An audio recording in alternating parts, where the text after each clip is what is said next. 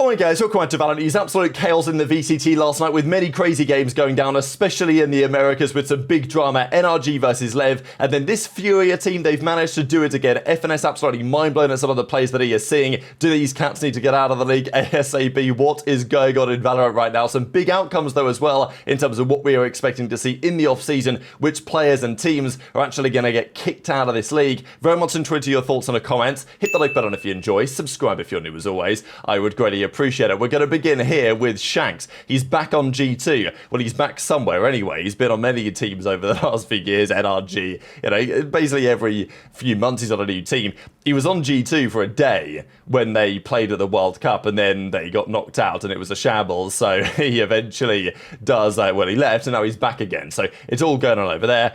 But they did officially confirm that change, which is pretty funny last night. Now, also, we have been discussing challenges, ascension, and we're going to in a second here because some of the teams are in a position now where relegation back to ascension is very plausible for some of these rosters around the world. We'll get into why in a second. But Hastro made it very clear that his team, the intention is, to qualify to ascend to get to the VCT. A couple of his players aren't yet 18, so they wouldn't be able to bring the exact same team over, but they could potentially win ascension. That is most certainly the goal.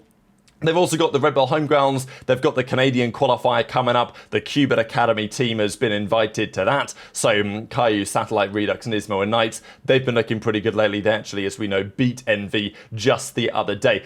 But let's talk about what's been happening around the world. So the Chinese region, there were a couple of big games yesterday. TEC, they took down Trace Esports 2-0, All Gamers took down FPX 2-0.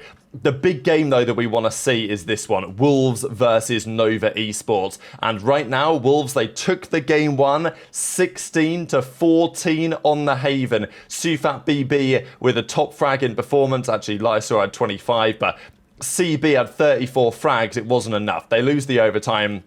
Just starting out the Corrodes, that is Wolves' pick. We know that it's a pretty defensive-heavy map. They've just won the attacking pistol. So it's a good start for Wolves.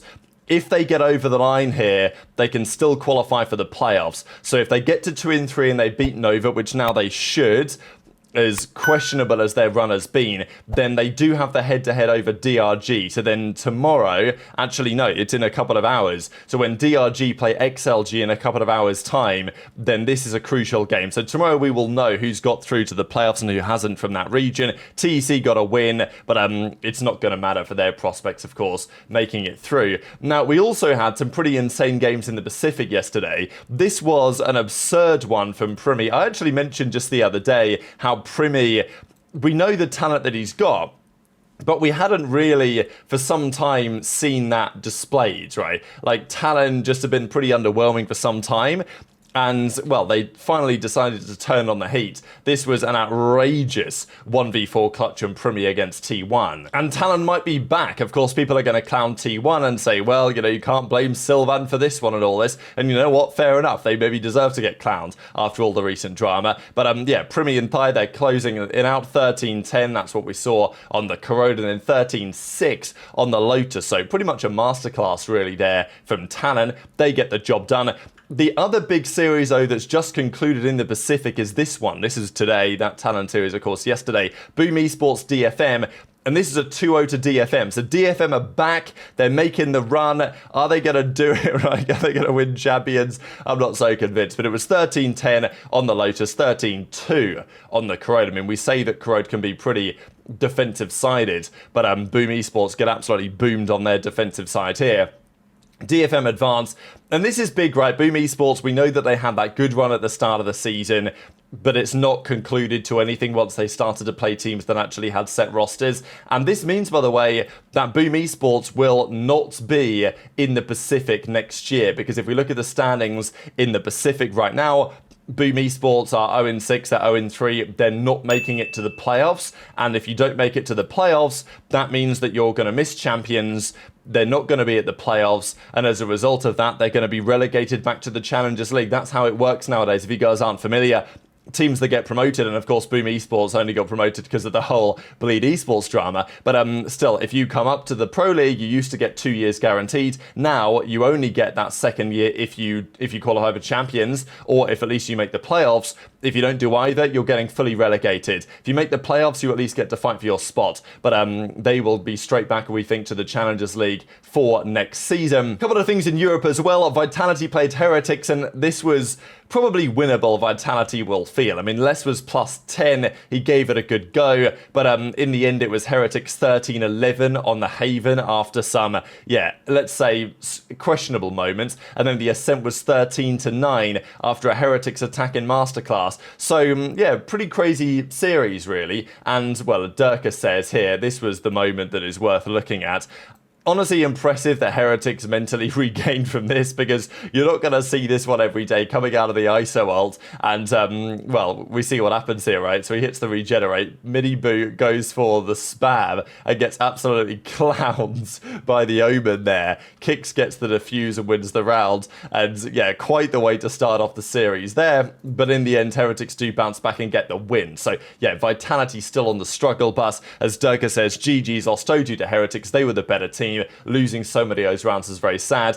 And to be honest, talking of throws, this one might have been even worse. Fnatic played Na'Vi, and this was like prime time stuff, right? We're rewinding a couple of years. Fnatic Na'Vi being a banger series.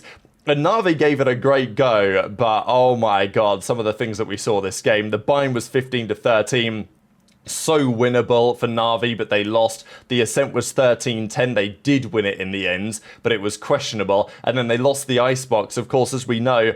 Great map Fnatic, but they lost it 13-11. The two guys from Turkey putting on an absolute clinic on the other side of the server, but it wasn't quite enough in the end. And one of the reasons was this. There were a couple of moments here where, well, this was on the Ascent, and you guys can see that Angel just didn't buy. They're one round away from winning here, and Angel just didn't buy anything. And then the same thing happened on the final map as well. This was literally 12-11, and Angel has 2,000 credits still in the tank. Like, I don't understand.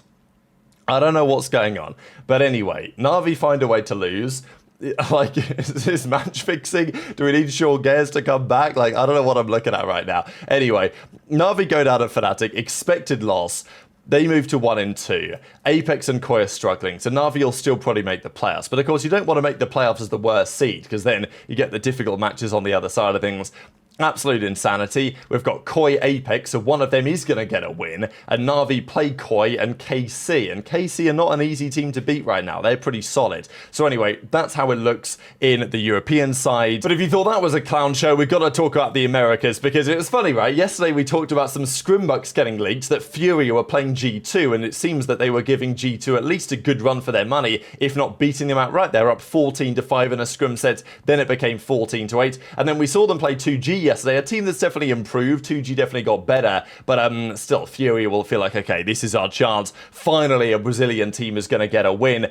But then we get moments like this. Game 1 on the Corrode, and we've got Urango throwing up the Sage Wall with the intention to hop on top of it and make a bit of a play, and then all of a sudden finds himself stuck behind the Sage Wall, realizes that he's stuck, and then starts playing Minecraft, manages to get out of there. But you know, this is just one example of the absolute shambles. There was a moment on Ascent as well where they nearly managed to die to the spike. It was, it was an absolute mess. This was just a hilarious moment. I thought FNS's reaction summed it up pretty well as well. You guys can see here that he realizes what's going on. It's, you know, head in hand type moment. And then FNS doesn't even want to watch it, and he covers up his eyes because of how chaotic this is.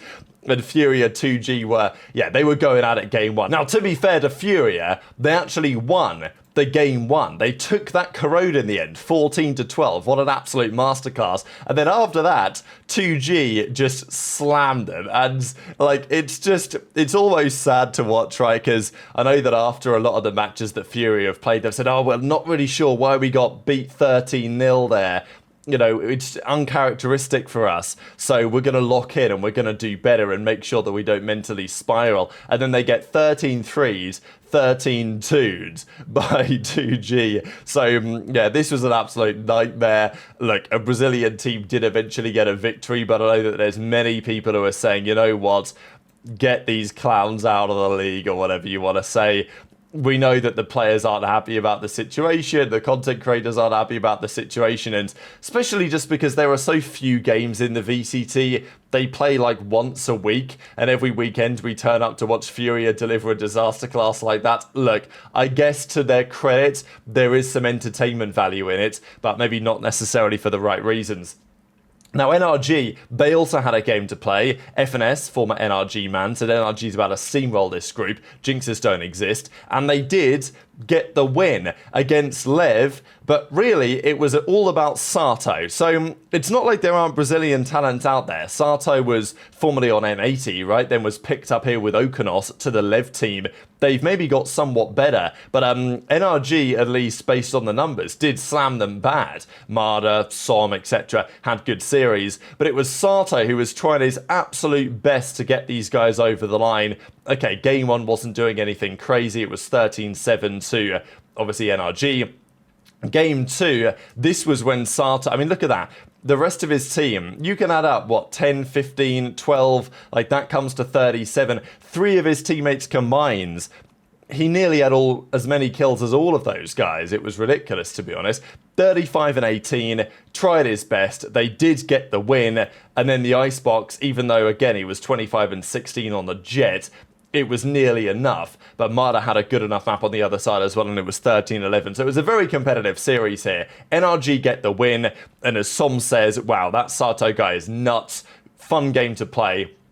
And it puts them in a good position, right? So Lev, it's not the end of the world for them. They're 1-2.